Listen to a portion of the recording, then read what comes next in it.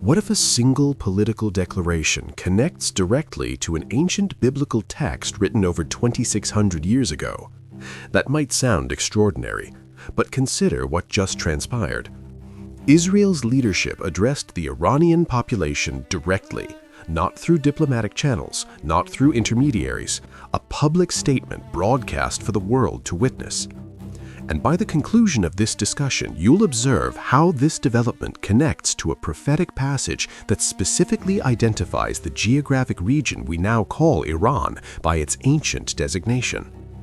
Ezekiel chapter 38 names Persia as part of a future coalition, and presently significant events are unfolding within Iranian borders. Allow me to establish the factual foundation. The Israeli Prime Minister's office released recorded footage from an official meeting. Within that footage, leadership addresses the Iranian citizenry directly, not the government officials, not the military commanders, the everyday people. The message acknowledges their pursuit of freedom as legitimate. It suggests they deserve governance different from what they've experienced since 1979. It declares that the international community observes their situation. Now I want you to appreciate how unusual this represents. Israel has witnessed Iranian demonstrations previously. The Green Movement emerged in 2009 and challenged the establishment. Fuel price demonstrations in 2019 resulted in significant casualties.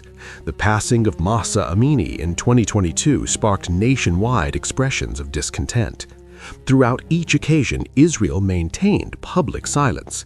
Intelligence sources suggest covert support may have existed. However, no public proclamation like this occurred previously. So what explains the timing? Because this moment carries distinctive characteristics, and the statement wasn't merely political commentary, it represented strategic communication during a period when Iran's governmental structure appears more vulnerable than it has in decades. Here's the significant detail numerous observers overlooked. This wasn't confidential diplomatic correspondence. This was recorded, distributed, translated, and transmitted globally.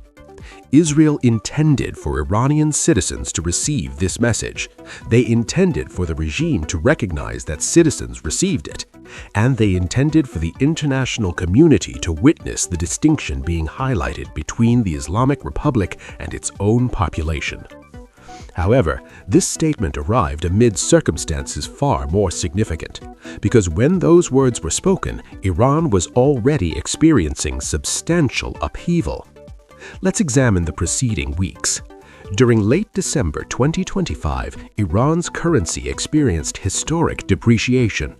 We're discussing a currency that has lost extraordinary value over recent years, now declining rapidly. Inflation accelerated dramatically.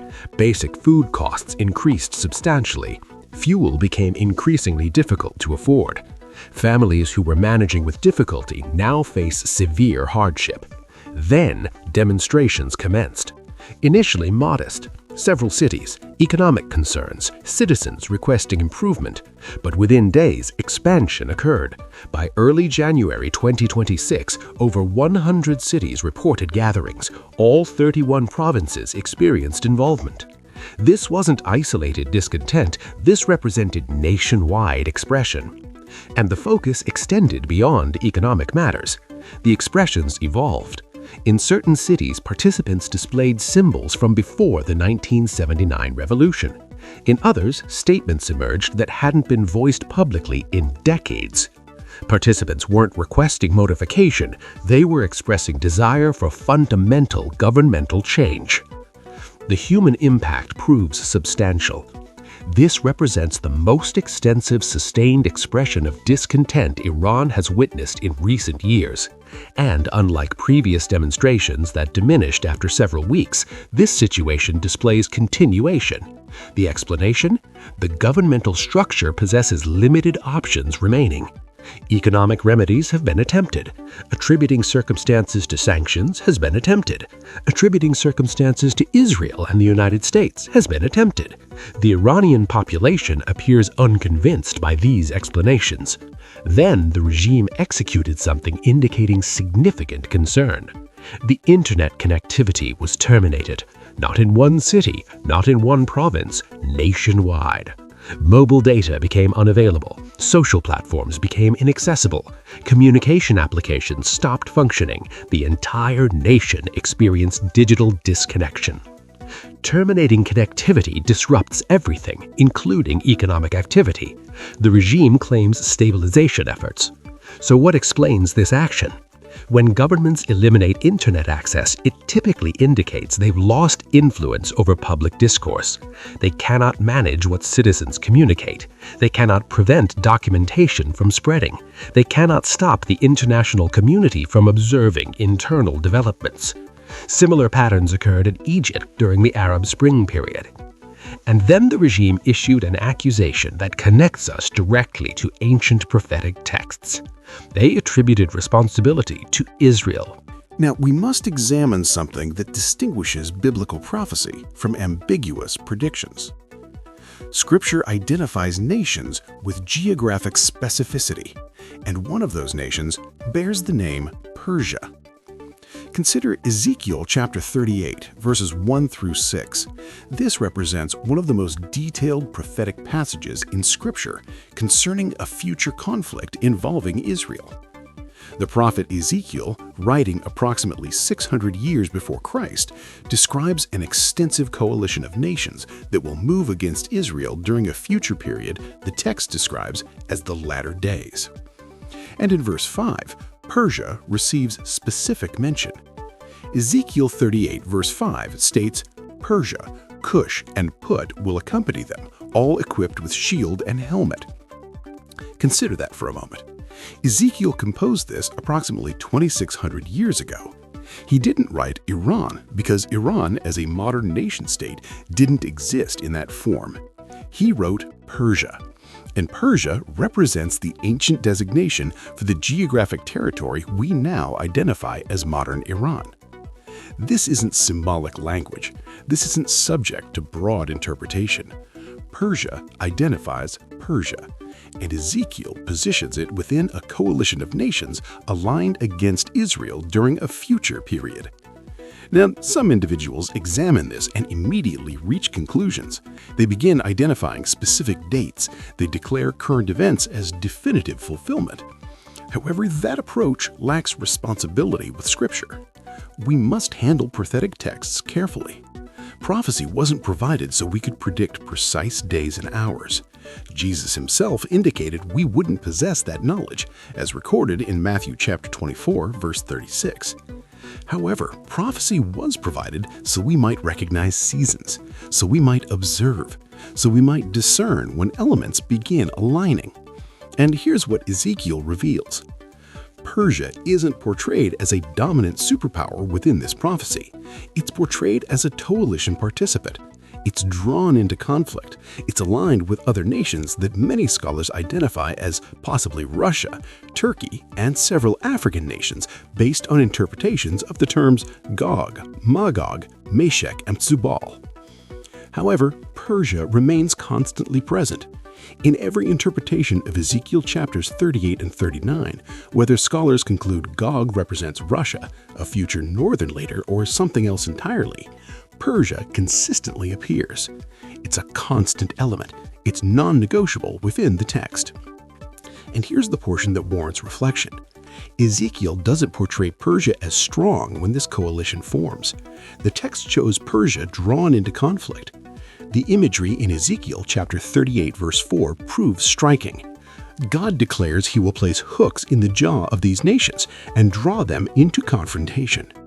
That's not terminology describing a nation confidently advancing toward conflict. That's terminology describing a nation compelled, pulled, drawn into something it might not have selected independently. And that raises a significant question.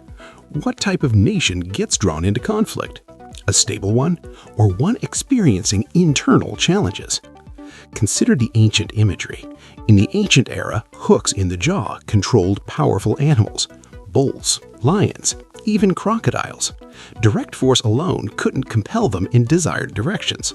Leverage was required, something that compelled them despite their resistance. Perhaps it represents a desperate effort to unite a fractured population against a perceived external threat. Perhaps it represents pressure from allied nations. Perhaps it reflects belief that without action, the governmental structure will collapse regardless. Or perhaps it reflects precisely what Ezekiel described: a divine hook drawing nations into a confrontation documented thousands of years in advance. And here's where Israel's statement becomes prophetically noteworthy. Consider the timing of the message to the Iranian population. Why communicate now? Why break decades of public silence during Iranian unrest?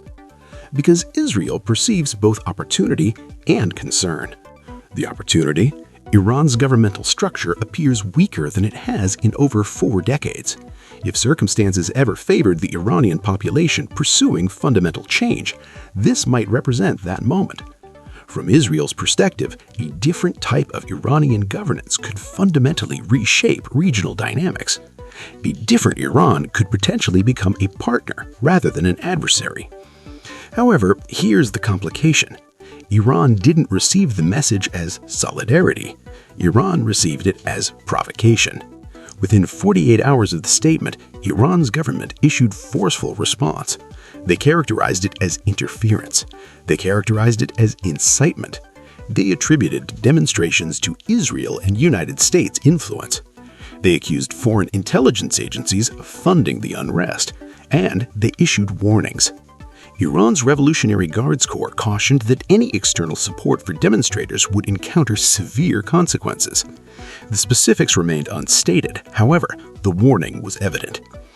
Then, regional instability accelerated. Airlines began canceling flights to Tehran. Several European carriers suspended operations, citing security concerns. This represents the cascading effect of instability. When a major regional power begins experiencing internal fractures, the impact extends beyond that nation's borders. It affects everyone in proximity. And here's where we must expand our perspective and observe the broader pattern, because this aligns with how Ezekiel describes conditions developing. Ezekiel chapter 38 doesn't portray a sudden, unexpected invasion. It portrays gradual development. It portrays nations aligning. It portrays alliances forming. It portrays a coalition drawn together through combination of ambition, desperation, and divine orchestration. Examine the nations identified in Ezekiel chapter 38. Gog, from the land of Magog. Many scholars conclude this references a northern power, possibly Russia or a leader from that region. Meshech and Tubal, ancient designations for regions in modern Turkey.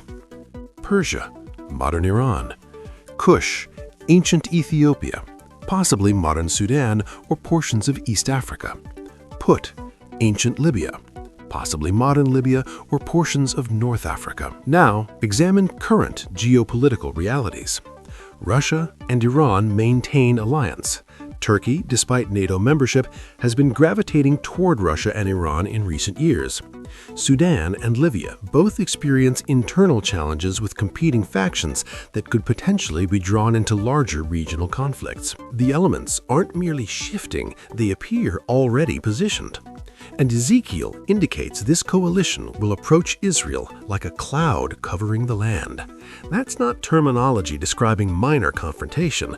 That's terminology describing overwhelming force, massive coordinated action, something unprecedented in scale. However, here's the hope embedded within Ezekiel chapters 38 and 39.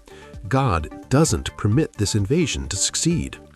Now, I must proceed carefully here because the Gog and Magog prophecy remains among the most discussed passages in Scripture.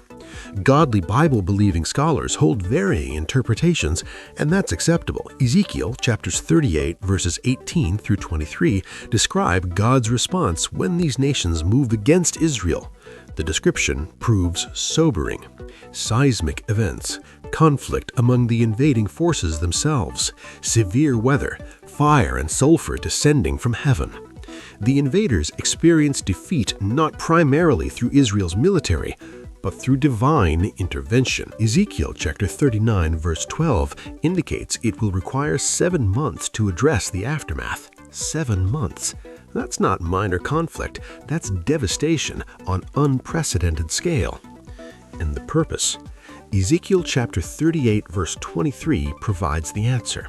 And so I will demonstrate my greatness and my holiness, and I will make myself known in the sight of many nations. Then they will know that I am the Lord. This extends beyond geopolitics. This extends beyond Israel's preservation. This concerns God displaying His sovereignty to an observing world. It concerns nations, including the aggressors, being brought to acknowledge that the God of Israel exists, possesses power, and maintains control. And here's the sobering reality. Ezekiel doesn't specify when this occurs. He doesn't provide dates. He doesn't indicate specific years. He indicates it will occur in the latter days. He indicates it will occur when Israel dwells in perceived security. So what does this mean? That Israel just communicated directly with the Iranian population? What does this mean that Iran experiences the most extensive unrest in years? What does this mean that Persia, named specifically in Ezekiel 38, appears to be weakening, fracturing, and becoming more unpredictable simultaneously? It suggests we're observing prophetic elements, aligning. Now, I must be absolutely clear. I am not establishing dates. I am not declaring the Gog and Magog conflict begins next week, next month, or even next year.